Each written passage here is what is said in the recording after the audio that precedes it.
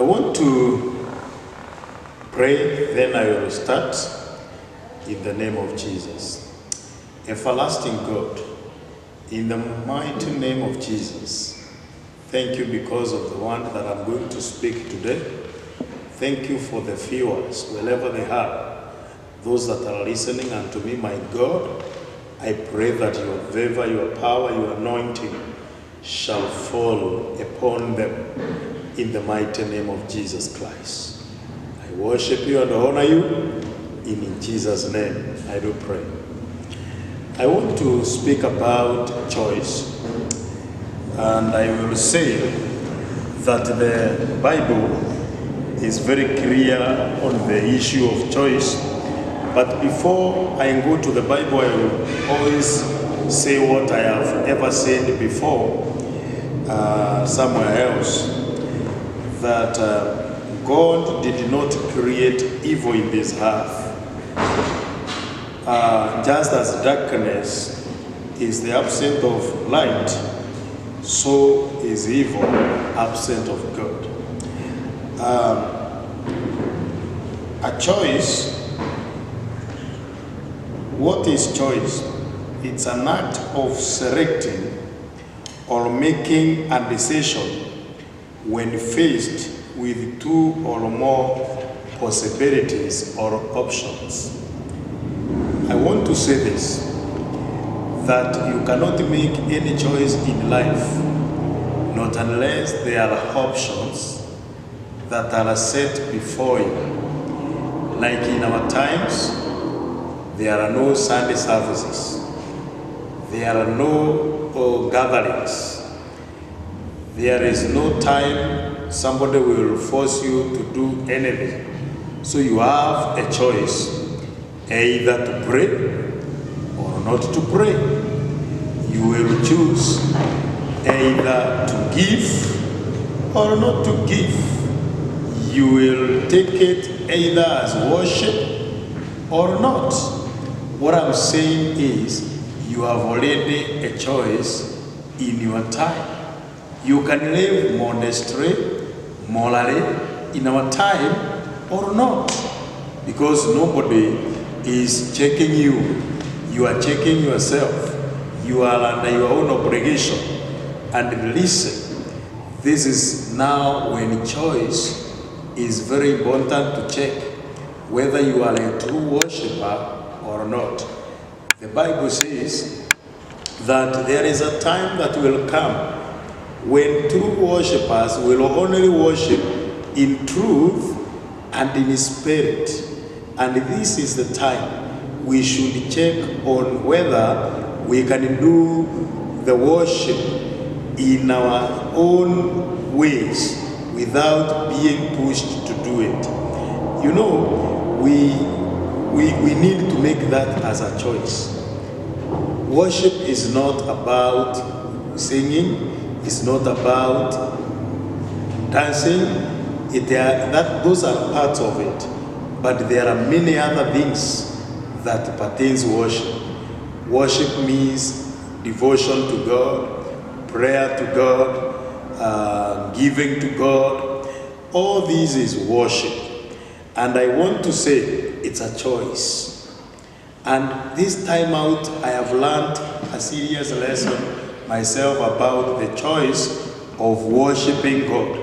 I have all the time to myself. I can choose not to worship or not. I can choose to walk recklessly or not. And it is important you follow the choice of God. The Bible says, God said to the Israelites, life and death. And he told them, it is upon you to choose. You know, this time out, there is life and death. People have to choose either to die spiritually or to live spiritually. And God said to the Israelites, choose life. There are many people, when we come back to the church, because it is coming back soon, we will have a resurrection Sunday. whereby we will pray for people to resurrect afresh, because many ministries will have died, many people will have died spiritually, the emotions of people in place will have gone down. Maybe there is a lot of death that needs to be resurrected. Many people's businesses and other things, their money will be already under serious attack because they have not engaged God with their finances. It's important you check on this. God said, let those people that I have in this world, he told the Israelites, choose life and not death. So it's a matter of making a choice in life. The way you are today is as a result of the choices you made yesterday. And it is very important you ask yourself, what are the choices that I made yesterday that have made me a product that I am right now? And listen, you don't have to blame a lot of people, because the choice that is given to you, you are the one to use it wisely. There is a story that goes, and I have ever given it somewhere else, of two people that were imprisoned by the Nazi in Germany in the times of Adolf Hitler. And they were put into jail, and when they were put into jail, they were twins. But one great thing happened to them. They were tormented the same, they were imprisoned the same, denied the right the same, but one chose to be Gondre in jail. Another one chose to be an hooligan in jail. And out of the jail, there came two people, because one day they were loosened from jail. And when they came out, one was a preacher, the other one was a thug. What made them like that is a choice. It doesn't matter what you are passing through. You can choose to live nicely. It doesn't matter whether there are issues in your family. You can choose to forgive and move on. Or you can choose to fight on and lose your marriage. I'm talking about choice. It doesn't matter what is happening right now. The choice that you make determines the next step. There are people that will fight today, and because the fight is there, one may decide to take a knife, stab the other one, and their laughter, because of that choice, somebody goes to jail. What I'm talking about is choice. But you can decide. If the fight is there, you pick it or you pick it not, and you decide to move on with life. You may be laughed upon, but what matters is not that person who laughed at you. But what matters is that tomorrow, the choice you made will pay you. I want to say, choice is yours. When it comes to choices, there are three facts we have to think about. Fact number one is we have a free will in us. Choice cannot be something from outside. You cannot be compelled. It cannot be under pressure. You cannot say it was under pressure. God has given every human being a free will. A free will means it is you to choose. Somebody who is living in hooliganism, somebody who is morally degraded today, somebody who is in drugs right now, somebody who is immoral today, somebody who is sleeping in somebody else's house today, somebody who is already ampango wakando somewhere today. It's not about anything. It's about a choice that was done by free will. And I'm telling you this because it's a fact.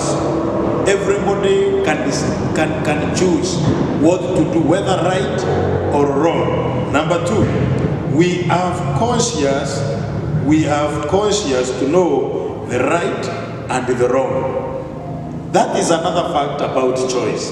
That every person who is in this world, provided you are not insane, and that's why if somebody commits a serious offense like murder, the first thing the doctors will the policemen will recommend is you go for a checkup mentally to see whether you are mental, whether you are light mentally.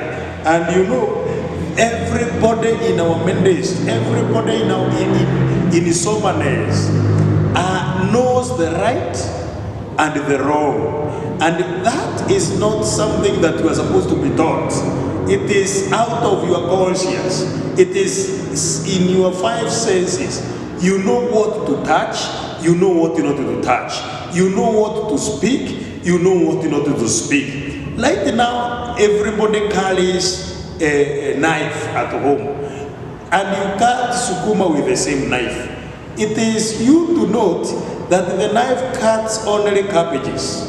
You can decide to stab somebody with that knife, but you know that stabbing the person next to you with a knife is the wrong choice, and it is not good. So the consciousness of right and bad is in anybody who is in this world. And that's why I tell people, whoever is sinning right now, the type of sin you are doing right now, the type of life you are living right now, you know whether it is right or wrong. It is you who knows. You know very clearly. You don't have to be told. It doesn't have to be preached. You know very well stealing is wrong. You know very well immorality is not right. You know very well lying is not good. You know very well all these things that you are doing are not right or they are right. And I'm saying this without fear and any contradiction, that you know everybody is wrong. Then number 3 is also another fact about choices, is that God cannot force you to do His will. It's a choice. Listen, you can blame the pastors, you can blame the churches, you can blame your mother, you can blame anybody in this world. But listen, when it comes to God and choices, He cannot force you to choose Him. That's why many people ask, if there is God in heaven, why is the devil still alive? It is because he wants man to make a choice of his own. And that's why he can't force you to choose him. He can't force you to give your offerings. He can't force you to worship him. He can't force you to serve him. He can't force you to live holy. He can't force you not to watch pornography.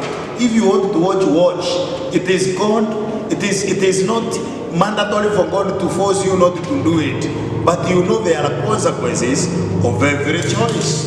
There was a time when the campaigns were there in America, and one Barack Obama said, there are always consequences in choice. And I think it is true even to date that God is still watching over you. And He has nothing to do with your choices. It is you who makes them. If you make the right choice, God becomes your God. If you make the wrong choice, God shuns you out. He doesn't walk with you because of your choice, or He makes a serious walk with you because of your choice. By the way, your deepness in godliness or your shallowness in godliness is a choice.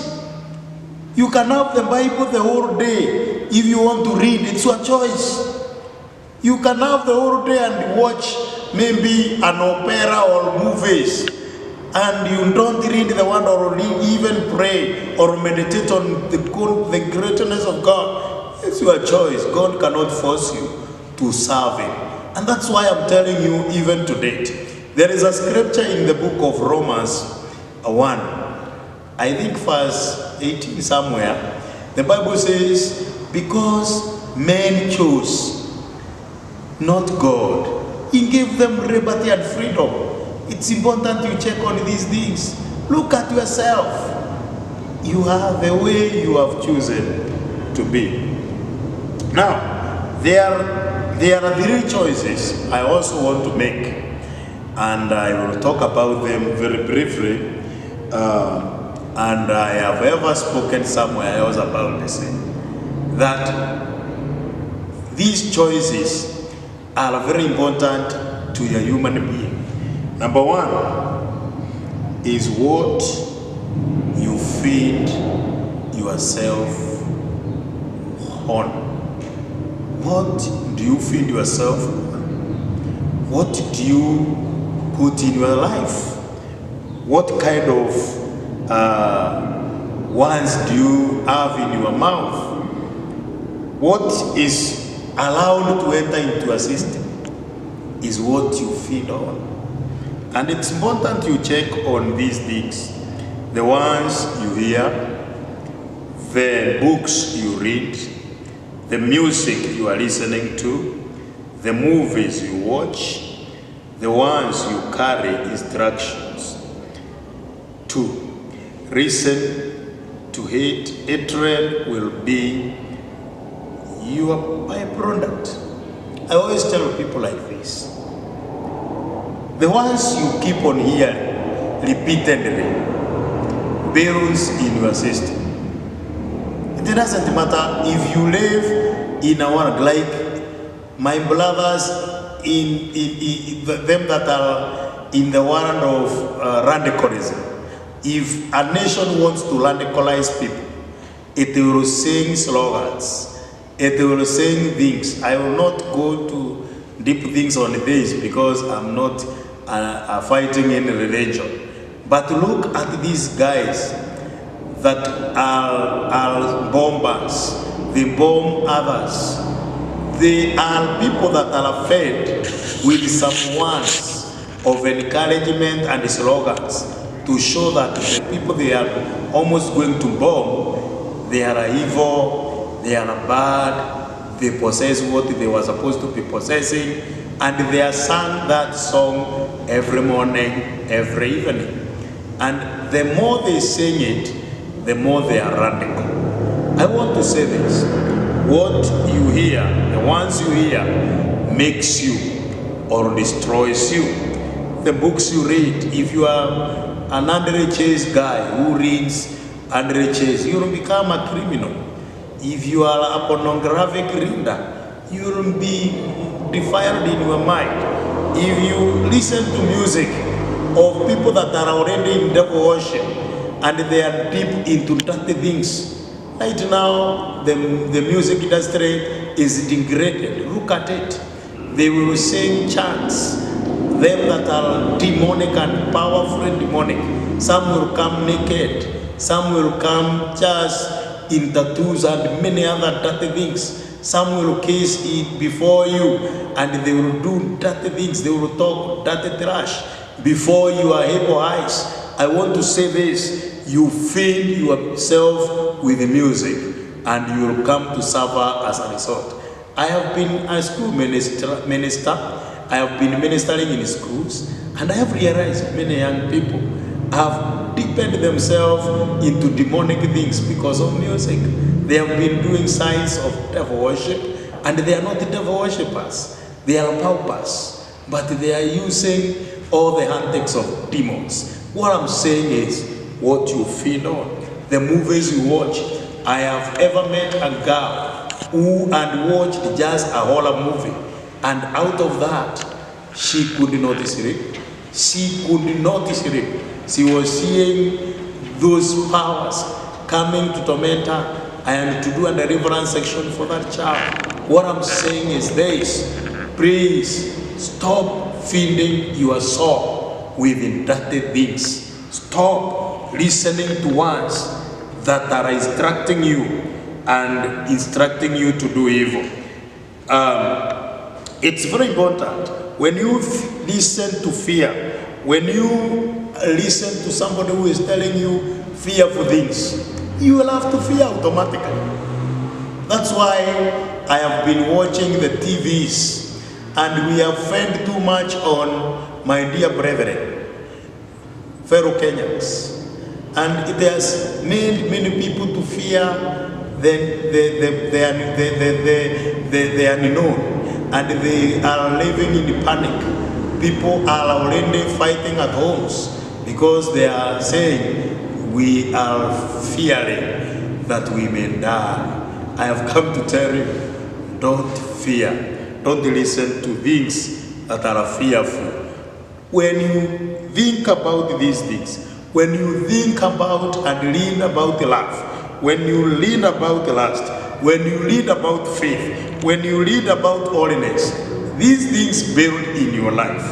And it is important to tell you that Luke 4:4 says, man shall live not by bread alone, but by the word that comes from my mouth of the Lord. This is very important. The Bible knows this. Man shall not live by the bread that he is eating only, but there is also the word of God. Feed on the word of God. Feed on the book. Feed on it. You will overcome. You will quote scriptures because you can overcome through scriptures. And I'm telling you, Jesus overcame the devil by the scriptures he quoted. And you know also the devil was quoting scriptures in Luke 4. You can just go and see. When Jesus was tempted, he was tempted by scriptures that were sung by the devil. So the devil knows the word, that he may destroy human beings through the same. Number 2, this is how you choose. How you choose to call things that come to your life. There are many things that will come to your life. God made things to come before Adam, and he chose to call those things names. I want to say this. Challenges will follow you, but you can choose to call things that are supposed to be called. How do you call your children? I preached yesterday night about names. How do you call things? When God gives you a child, how do you call it? How do you call your cars? How do you call your issues? How do you call situations? Have you called problems your problems? You know, many people have called things their own things that are not their own things. You have called a disease your disease, which is not your disease. It is a disease like any other disease. Can you assume it is a disease that is passing? Don't make things that are not supposed to be called unto you that they are there. I love what Joshua said when he was faced by the enemy. When he saw the enemy, they were called excuse me, they were told to go and spy the land by Moses.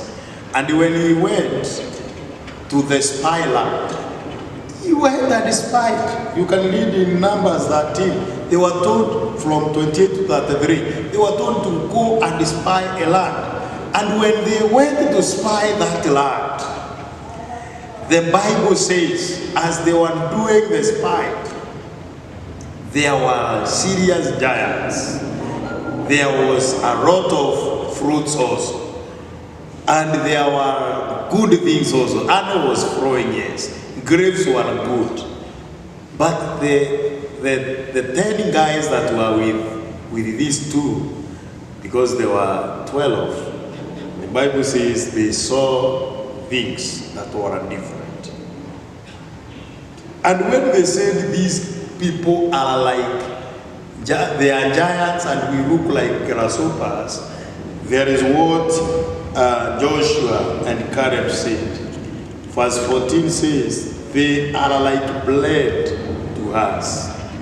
When God gives you a chance to see things, how do you see those things? Can you be optimistic, not pessimistic?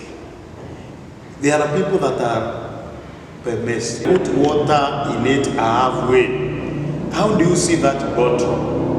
If you see that bottle half full, then you are optimistic.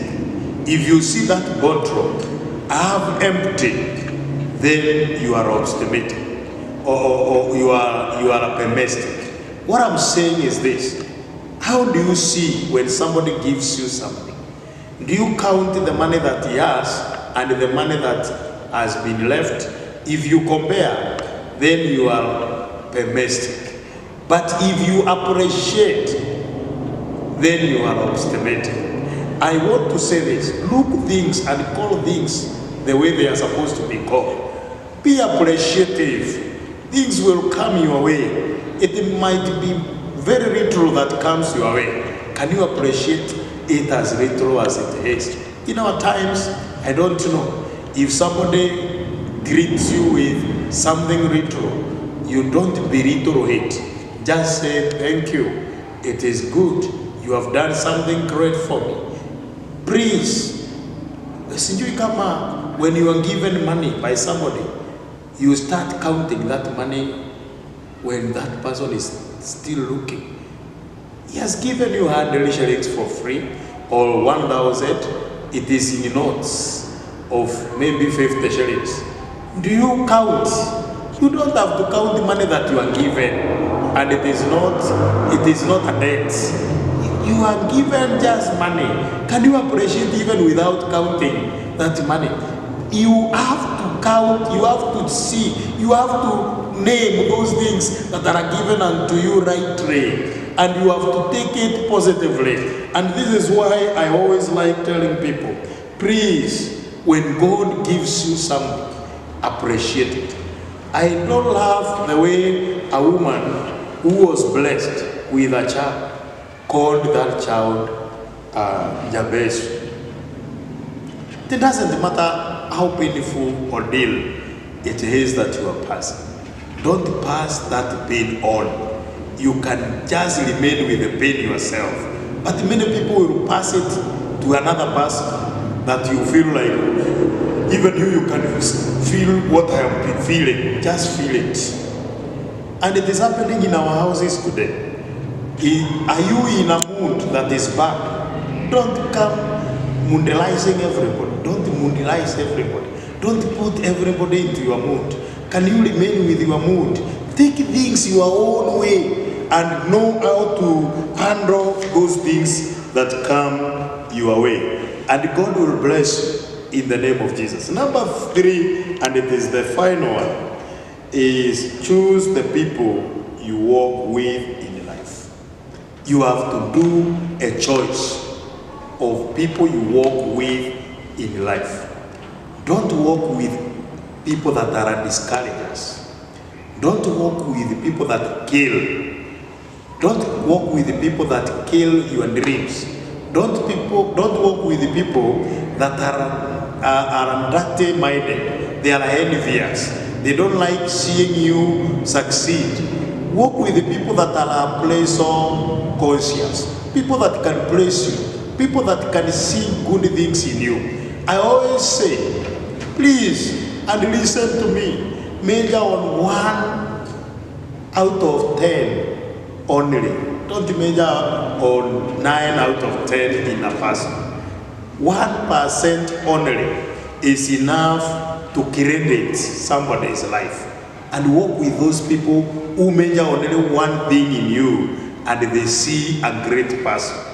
You may be full of weaknesses. 99% of you is weakness, but you have only one good thing. Can you measure on one good thing on somebody and just praise that one thing until that person feels a queen or a king? That is the person you need to walk around with. Don't walk with people who talk about this person as many things that are bad, but only one good thing. No. Walk with people that are saying, you are light, and let us measure on that. And when you measure on 1% on somebody, I'm telling you, you can create the rest of 90% with that person. So make a choice that is very important. 1 Corinthians 15, that 3 says, bad company corrupts good morals. When you walk with bad company, you will have bad morals tomorrow. You cannot walk with a stinker and remain flesh. People will feel as if all of you are stinking, but you can decide not to walk with the bad company. And listen, it's very important. You need to stay wise if you walk with the wise. The Bible says so in Proverbs 13:10. Those that walk with the wise people remain wise and become more wiser. Please don't walk in a bundle of fools, because you will be more foolish. You will have foolish ideas. You will have foolish agendas. You will have foolish justice that you need to fight for. People that are fighting for foolish justices, and they think that it is right and it is very wrong. I want to say this: make a choice of friends that you walk around with. Don't walk with the people that have death sentence on them. Otherwise, when they will be killed, you may experience the blood splash, and it is dangerous. You can also be part of dead people tomorrow. And I want to warn you today, the company that you are walking with is also a matter of choice. Make a choice that is right. Walk right with people that God has only enabled you with, and please, it will help you. It will make you better in Jesus' name. This day of today, I don't know where you are, what you are doing. I don't know why you are doing it. I don't know whether you are very mad on someone. I don't know. I don't know whether you are penniless and you feel poor. I don't know whether you are almost going to commit a serious crime. I don't know whether you are going almost to do a revenge. I don't know whether you have decided today somebody will know who you are. You are going to talk the loudest voice. I don't know whether you are almost going to backslide right now. I don't know. I don't know whether the man next to you is almost going to do some immoral things on you. And it is a choice. You can say no right now. No that you say today may be expensive for now, but very profitable for you tomorrow. It will give you a positive result. And I want to say this: make the right choice, especially in the time we are living. The government of Kenya has given a rule, and it is also a medical rule. Wash your hands, it's a choice. Wear the mask, it's a choice. Keep distance, it's a choice. When you contract COVID-19, separate yourself, quarantine yourself, it's a choice. You can decide to make people suffer. There is a guy in our village who, when he contracted HIV because of his immoral life, decided to spread it in our area, and he did it. And the people are willing to be slept on with by him, and they knew it. And they thought it could be prayed out, and many died as a result. Please, it's a choice. Make the right choice today. Are you born again? Wherever you are listening and is looking at me, are you born again? Have you decided to lower the gauge? Are you compromising? Are you almost watching pornography right now? Please stop. It's a choice. Receive Jesus as your personal Savior right now, and you will be saved. Can you repeat this prayer after me? Lord Jesus, I come to you today. I am a sinner. I want to receive Jesus as my personal Savior.